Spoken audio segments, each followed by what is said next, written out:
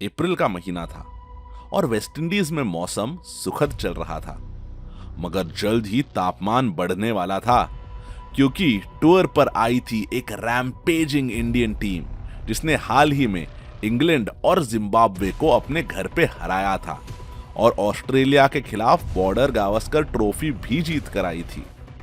दूसरी तरफ थी वेस्टइंडीज की टीम जिन्होंने पिछले 6 सीरीज में से बस एक जीती थी। England, Australia, south Africa, Sri Lanka और पाकिस्तान सब वेस्टइंडीज को पिछले 2 सालों में हरा चुके थे। जिम्बाब्वे के खिलाफ एक 1-0 सीरीज विन के अलावा वेस्टइंडीज सपोर्टर्स के हाथ खुशी मनाने का कोई मौका नहीं आया था।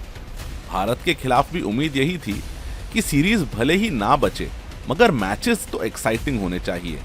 दूसरी तरफ गांगुली के योद्धाओं के लिए ये एक नया पड़ाव होने वाला था। वो सिर्फ होम टाइगर्स नाम से जाने जाते थे और 1971 के बाद वेस्टइंडीज को कैरेबियन में हराने वाली पहली भारतीय टीम होना सारे क्रिटिक्स का मुंह बंद करने के लिए काफी था।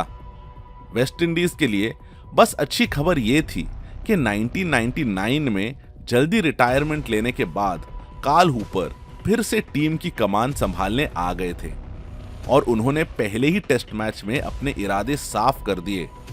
400 बॉल खेलकर हूपर ने पहले इनिंग्स में एक दोहरा शतक लगाया और अपने टीम को 501 रनों तक ले गए। जवाब में राहुल द्रविड़ ने भी इंडिया के लिए शतक बनाया, मगर मैच बस ड्रॉ तक पहुंच गया। दोनों टीमें अपनी दूसरी इनिंग्स भी नहीं खेल पाई। शायद ये एक संकेत था आने वाले मैचेस का, क्योंकि वेस्टइंडीज के बेजान पिचेस पर हाई स्कोरिंग मैचेस इस सीरीज का हॉलमार्क बन गए थे। दूसरे टेस्ट में भीड़ को वो मिला जो वो देखने आए थे। सचिन तेंदुलकर का बेहतरीन शतक और ब्रायन लारा का अर्धशतक।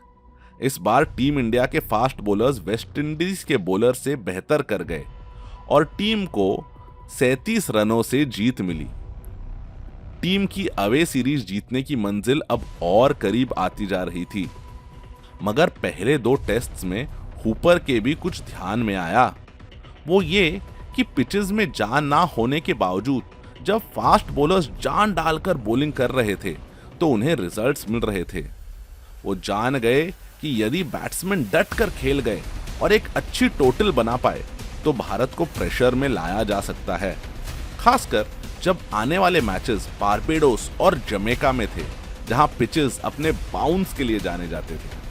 तीसरे ही टेस्ट में हूपर का शक सही साबित हुआ जब मर्विन डिलन ने पेस अटैक को लीड करके 34 ओवर्स के अंदर टीम इंडिया की इनिंग्स को समाप्त कर दिया, वो भी सिर्फ 102 रनों पर।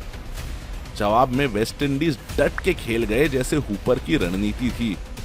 हूपर ने फिर शतक बनाया और टीम ने एक बड़ी लीड ले ली। बस गांगुली और जहीर खान के रियर गार्ड इनिंग्स की वजह से टीम इनिंग्स से हारते हुए रह गई। फिर क्या था, अब वेस्टइंडीज को जीत का रास्ता मिल गया था। सेंट जॉन स्टेडियम में फिर एक डेड पिच थी। इंडिया ने फिर एक बड़ा फर्स्ट इनिंग्स टोटल बनाया, मगर वेस्टइंडीज ने आखिरी दिन तक बैटिंग करके उनके बॉलर्स का मनोबल बिल्कुल तोड़ दिया।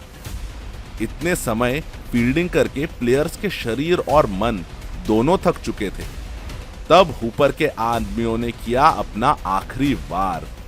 आखिरी टेस्ट में वेस्टइंडीज की बॉलिंग अटैक बिल्कुल पुराने फियर्ड वेस्टइंडीज बॉलर्स जैसी गेंद डालने लग गई, मानो वेस्टइंडीज क्रिकेट के गोल्डन ईयर्स की एक झलक फैंस को देखने मिल गई हो। इस पूरे मैच में बस लक्ष्मण और तेंदुलकर 2 ऐसे भारतीय बल्लेबाज थे जो अर्धशतक का आंकड़ा पार कर पाए।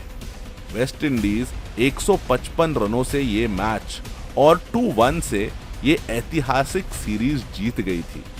शिव नारायण चंद्रपॉल के पर्पल पैच की ये शुरुआत थी, जहां 7 इनिंग्स में उन्होंने 3 शतक और 3 अर्धशतक बनाए। कोच रॉजर हार्पर ने इस जीत को उनके कोचिंग करियर का हाईलाइट कहा और रामनरेश सरवान ने इससे अपने सबसे यादगार सीरीज का खिताब दिया, 2004 चैंपियंस ट्रॉफी जीत से भी बढ़कर। मगर इंडिया के लिए ये एक वेकअप कॉल था। गांगुली के योद्धा इस सीरीज से बहुत कुछ सीखकर अपना मन बना चुके थे कि अब टूर्स पर जीत हासिल करनी है, और आने वाले सालों में उन्होंने वही किया। टेस्ट रैंकिंग्स में वो नंबर 1 पर भी पहुंच गए। मगर ये सीरीज उनके नाम नहीं थी जनाब, ये सीरीज थी हूपर के कैरिबियन वॉरियर्स के नाम, जिन्होंने अपने गुफा में शेर को बुलाकर उसका शिकार किया।